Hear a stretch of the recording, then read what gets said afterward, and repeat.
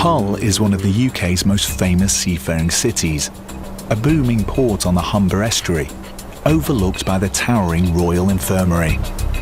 For 500,000 people, it's the local hospital. And where A&E Dr. Chris works, when he's not flying on Helimed 99. What are we going to? 18-year-old motorcyclist, unconscious, head injury. Oh dear, that's not a good combination. Chris is heading back to the outskirts of Hull. Anyone who's unconscious after a traumatic incident is a concern to us. It may be due to their airway being obstructed. We may need to open that using some techniques. It may be that they're short of oxygen from their breathing, or that they've bled, or it could be a head injury. So if you're unconscious, that's a bad thing. More details are coming in. Reduced GCS, doctor on scene, helmet removed on impact. That was some fast then. So it sounds like might need an RSI. They're planning to anaesthetise the patient. Dr. Chris knows the area well. From Singlethorne to Hull by road is probably about 20 minutes, 25. With the secondary transport, it's probably quicker going by road. Okay. Have they got an ETA for crew? ETA is just getting there now. Paramedic Rachel's job is to find the scene of the crash. So it's the other side of that road, there's a road going through that village, and it's just out the other end of that village where those trees are. You got the scene coming up at this T-junction, Matt, 1 o'clock. The crash involves a biker and a car at the entrance to a lay-by. Gary, just below you is where they shoot shotguns. I can't see any clays. Where are you looking? Back at your 6 now. Okay. So there's wires in that field, where are they going straight across the field? I think they go up the field that way. And then there's these going that way. And they're going along. Pilot Gary's dropping his medics next to the crash. Can we get out of this field? Get straight out here, then straight in front of us, mate. Cleared out the disc. Thank you. Thank you. The biker's body took the brunt of the collision with this car. He's only 17. So, only thing I want you guys to do is, on that scoop, no straps, 2 on each side, onto the trolley. Is that all right? Yeah. There's no time to waste. Lewis Foster has a serious head injury. Forget straps, just lift. C-span. You get there, mate. Ready? You yeah. Steady. Lift. Which is head end. Right, okay, just stop there. Stop. The team are turning the road into an operating theatre. Okay, guys, let me have a quick look. Yeah, I'm okay. What's his name, Lewis? They're going to put him into an induced coma to protect his brain. Watching on will be his family, who have rushed to the scene. So we're going to RSI this kid, okay, put him off to sleep with some anaesthetic drugs, okay? It's a potentially dangerous procedure. Lewis's life relies on everyone doing their jobs perfectly. Okay, buddy, nice and calm. Nice and calm. Calm down, you're doing really well. Chris knows how distressing this will be for his family, and so part of his job is to keep them informed. Hello, my name's Chris, I'm one of the doctors. Okay? What we're going to do is, he's obviously got some serious injuries. I'm really worried about his head, because he's been agitated. So we're going to put him into an induced coma right here, and take him to Hull Royal to get him sorted out, okay? Just because that will stabilise him a little bit, okay? Although Lewis is an inexperienced biker, it seems like he was not at fault. Every year, dozens of bikers are killed by cars turning in front of them. Okay, buddy, we've got you. So we're just going to do a quick checklist. Need just silence from everyone if we can. All right. Happy, mate? Yep. Okay, Carrick, go ahead. Patient position optimised. Yes, it is. The oxygenation in process. It is. That's running. Cannula in place. Nasal cannula in place. Suction unit in position and switched on. Yeah, switch on. Happy? It's vital they follow a detailed checklist. So we're going to go, I reckon he's about 70. Yep. So what I want you to do is give the fentanyl, so give 4 mils of that, Roger. 14 mils of the ketamine, Roger.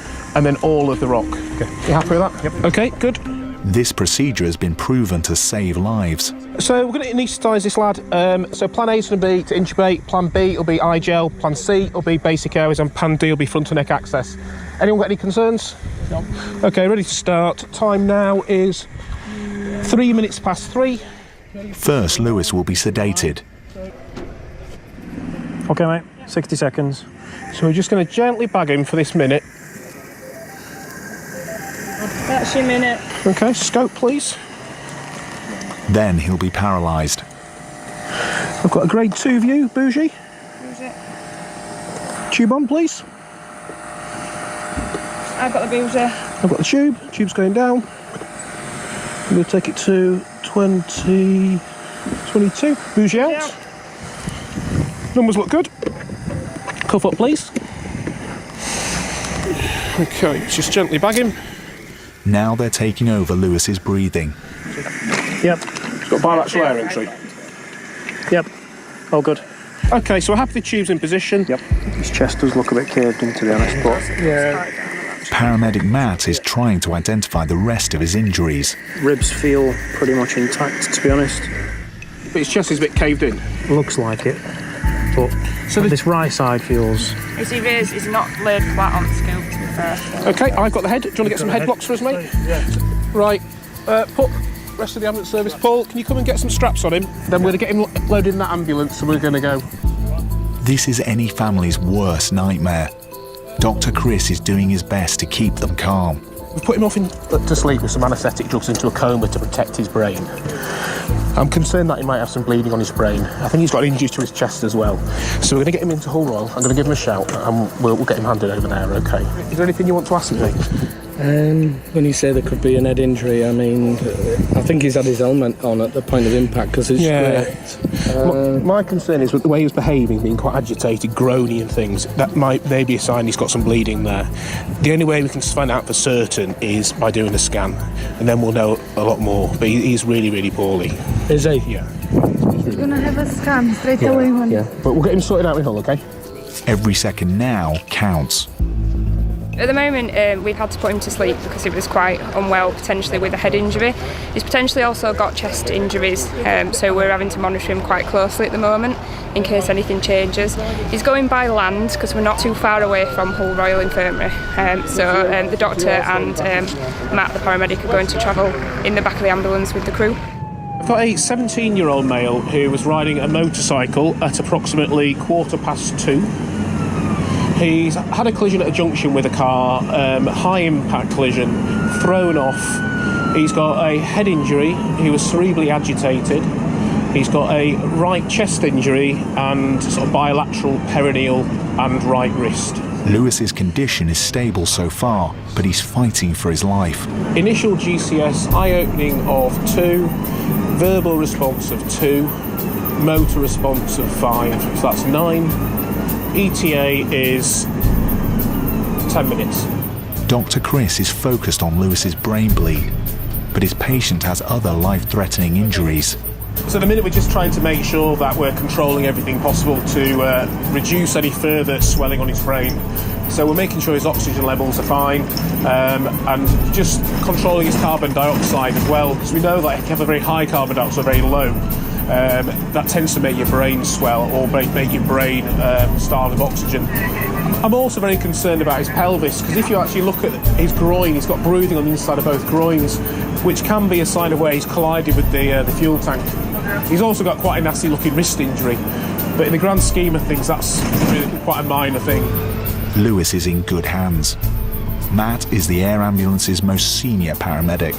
By us putting him in a drug-induced coma, drug-induced sleep if you like, we're actually keeping his brain safe, his breathing safe and everything else.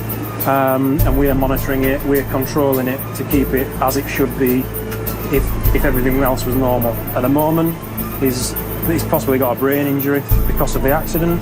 His brain can't control it itself, so we're doing that for him.